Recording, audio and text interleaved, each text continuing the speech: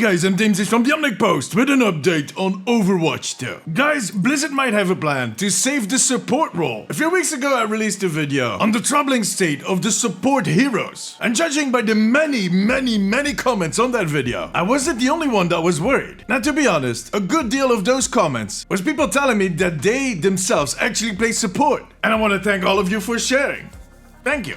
But see, my point wasn't really that nobody's playing supports, but that too few people are playing support. And that a lot of those that do, don't always have the best experience. But again, thank you very much for sharing. And then there were a few people that told me that I had it all wrong. That there actually are more people playing support than any other role. And that is the reason why the support queues are so short.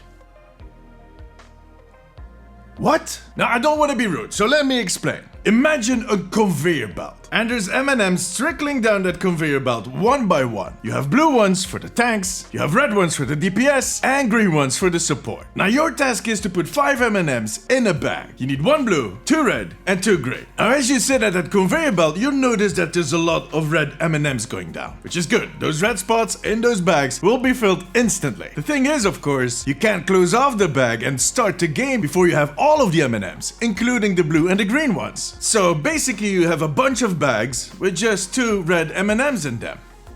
Now luckily there's also enough of these blue M&Ms, so you can put a blue one in each of these bags. But you still have to wait, because there's no green ones. And that's because those green ones are rather rare, because so few people are queuing for support. And you just keep stacking up those bags, until finally one support passes by, and you put it in the first bag. But you're not done yet, you need a second support. So you need to wait for that second green M&M. And when that passes by, you put that in the bag, you close it, and you can start the game. In other words, we need more support players. And now I want M&Ms.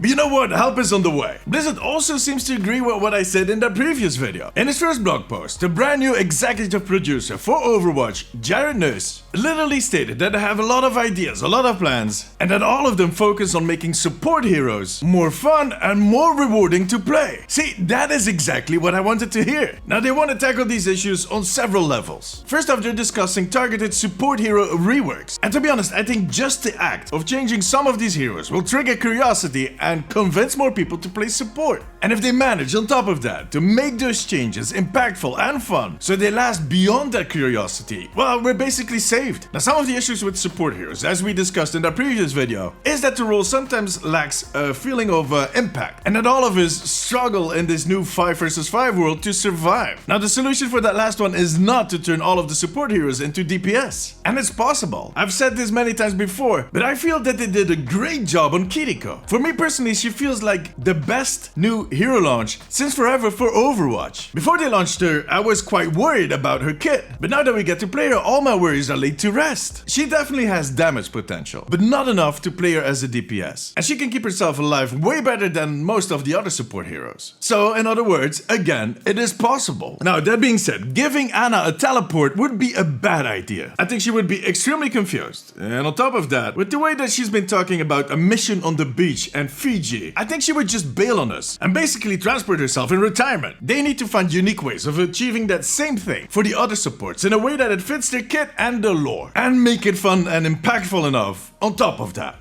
Yeah, it's a bit of a tall order, but you can do it, Blizzard. But luckily they also will be tackling these issues on other levels. With system updates, for instance. Which has me think that they're looking into new types of rewards. And as I've said in the previous video, I think that is risky. Rewards work, but at some point, they just kind of break the system. And the thing is, if you make the heroes fun enough, you won't need rewards. And Jared also talked about some role-wide changes to improve the general quality of life for support heroes. Which sounds like the support passive, right? I mean, the current one is not bad. I find it rather useful. Can't always count on your fellow support player. But I do think that there might be more impactful ways of achieving that same thing. See, there is this one hero in Apex Legends, Bangalore. Well, she has a passive that makes her sprint faster if she takes damage. Now this passive is on a cooldown and it only lasts for 2 seconds, but it definitely helps her to get out of a pinch. Now this is of course a different game, and we already have a lot of speed boosts going on in Overwatch as it is, but I do think that there is value to giving supports these types of survival skills. In any case, we'll have to wait and see what they come up with. And I'm mean, it's not the first time that they hint at kind of helping out support heroes, but this time around, it almost outlined every single comment I made in that other video. Now, I know for a fact that they do not watch my content, but there were some other content creators that touched on a similar subject, and it got us all to this place where there's actually hope, where we feel our demands are recognized. Our suffering has not been in vain, brothers and sisters. Yeah, I include myself as a support, come on. I am a tank support player. Well, IQ is flex, so I'm actually more of a support, sometimes tank player. But hopefully that will change. And we'll see the result of what they are working on in the future seasons, and in those 2 new support heroes that they will be releasing in 2023. Yeah, in case you missed it, during a meet and greet in Korea, the team confirmed that the next hero after Ramatra, so the season 4 hero, will be a support, and that one of the other 2 heroes that will be released in 2023 is also going to be a support. I mean, that's all good news, right? Supports for everybody. Now tell me, do you feel reassured by what Jared told us? And what cocktail do you think Anna prefers? Let me know in the comments. Join me during my streams on twitch.tv/DamesTV, and make sure to subscribe for more updates on Overwatch.